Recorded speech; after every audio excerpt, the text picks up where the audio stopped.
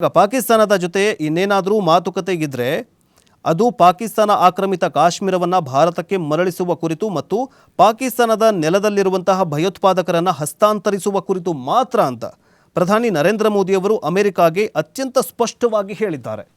ಈ ಒಂದು ಹೇಳಿಕೆ ಪಾಕಿಸ್ತಾನದ ವಿರುದ್ಧ ಬೇಕಾಗಿತ್ತು, ಜೊತೆಗೆ ಅಮೆರಿಕಾಗೂ ಕೂಡ ಬೇಕಾಗಿತ್ತು. ಈಗ ಆ ಮೂಲಕ ಮುಂದಿನ ದಿನಗಳಲ್ಲಿ ಪಾಕ್ನೊಂದಿಗೆ ದೇಶದ ಸಂಬಂಧದ ಕುರಿತು ಅವರು ಸುಳಿವು ನೀಡಿದ್ದಾರೆ. ಆಪರೇಷನ್ ಸಿಂಧೂರ ಮೂಲಕ ಪಾಕಿಸ್ತಾನಕ್ಕೆ ಭಾರತ ಚಡಿಯೇಟು ಕೊಡಲು ಆರಂಭಿಸಿದ ಬಳಿಕ ಉಭಯ ದೇಶಗಳ ಕದನ ವಿರಾಮಕ್ಕೆ ಒಪ್ಪಿಕೊಳ್ಳಬೇಕಾಯಿತು. ಮಾತುಕತೆ ಮೂಲಕ ಸಮಸ್ಯೆ ಬಗೆಹರಿಸಿಕೊಳ್ಬೇಕು ಅಂತ ಒತ್ತಾಯಿಸೋದಕ್ಕೆ ಅಮೆರಿಕ ಉಪಾಧ್ಯಕ್ಷ ವ್ಯಾನ್ಸ್ ಅವರು ಪ್ರಧಾನಿ ಮೋದಿಯವರಿಗೆ ಕರೆ ಮಾಡಿ ಹೇಳಿದರು.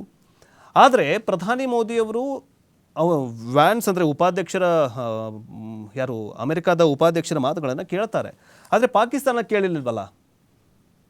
ಬರೀ 3 ಗಂಟೆ ಆಗಿತ್ತು ಕದನ ವಿರಾಮ ಒಪ್ಪಂದ ಮಾಡಿಕೊಂಡು. 3 ಗಂಟೆಯಲ್ಲೇ ಕದನ ವಿರಾಮವನ್ನು ಏನು ಮಾಡ್ತಾರೆ ಅಂತಂದರೆ ಉಲ್ಲಂಘನೆ ಮಾಡ್ತಾರೆ. ಈಗ ಮತ್ತೆ ಏನು ಹೇಳ್ತಾ ಇದೆ ಅಂತಂದರೆ, ನಾವು ಕಾಶ್ಮೀರ ಇದಕ್ಕೆ ಏನಂತಂದರೆ ಕಾಶ್ಮೀರದ ಬಗ್ಗೆ ನಾವು ಮಧ್ಯಸ್ಥಿಕೆ ವಹಿಸ್ತೀವಿ, ನಾವು ಮತ್ತೆ ಕದನ ವಿರಾಮವನ್ನು ಮತ್ತೆ ನಾವು ಪಾಕಿಸ್ತಾನಕ್ಕೆ ಬುದ್ಧಿಯನ್ನು ಹೇಳ್ತೀವಿ ಅಂತ ಇದೇ ಅಮೆರಿಕ ಮತ್ತೆ ನಡು ಬರ್ತಾ ಇದೆ. ಆದರೆ ಪ್ರಧಾನಿ ಮೋದಿ ಅವರು ಹೇಳ್ತಾರೆ, ಈಗೇನು ಮಾತುಕತೆ ಮಾಡೋದಿದ್ರೂ ಕೂಡ ಏನು ಪಾಕಿಸ್ತಾನ ಪಾಕ್ ಆಕ್ರಮಿತ ಪಾಕಿಸ್ತಾನ ಇದೆಯಲ್ಲ ಅದರ ಬಗ್ಗೆ ಮಾತುಕತೆಗೆ ಬನ್ನಿ. ಇನ್ನು ಮುಂದಿನ ವ್ಯಾಪಾರದ ಬಗ್ಗೆ ನಾವು ಹೆಂಗಿರ್ತೀವೋ ಅದನ್ನು ಪಾಕಿಸ್ತಾನವೂ ಹಾಗೆ ಇರಬೇಕು. ನಾವು ಎಷ್ಟು ನೋಡ್ಕೊಳ್ತೀವೋ, ನಾವು ಏನೇನು ಕೊಡ್ತೀವೋ ಅದನ್ನು ತೊಗೊಂಡು ಆರಾಮಾಗಿರಬೇಕು. ಇನ್ನೇನಾದರೂ ಒಂದು ಗುಂಡು ಬಂದರೆ ಬಾಂಬ್ ಸ್ಫೋಟ ಮಾಡೋದು ಗ್ಯಾರಂಟಿ ಅನ್ನೋದರ ಮೂಲಕ ಅಮೆರಿಕಾಗೆ ಎಚ್ಚರಿಕೆಯನ್ನು ಕೊಟ್ಟಿದ್ದಾರೆ ಪ್ರಧಾನಿ ಮೋದಿಯವರು. ಈಗಾಗಲೇ ಏನಂತಂದರೆ ಕಾಶ್ಮೀರದ ವಿಚಾರದಲ್ಲಿ ಮೂರನೆಯವರೆಗೆ ಅಂದರೆ ಮಧ್ಯಸ್ಥಿಕೆಯನ್ನು ಭಾರತ ಎಂದಿಗೂ ಕೂಡ ಒಪ್ಪುವುದಿಲ್ಲ. ನಮ್ಮ ಜೊತೆ ಚರ್ಚಿಸಬೇಕಾದ ಏಕೈಕ ವಿಷಯ ಪಾಕ್ ಆಕ್ರಮಿತ ಕಾಶ್ಮೀರ ಪ್ರದೇಶವನ್ನು ಹಿಂದಿರುಗಿಸುವುದೇ.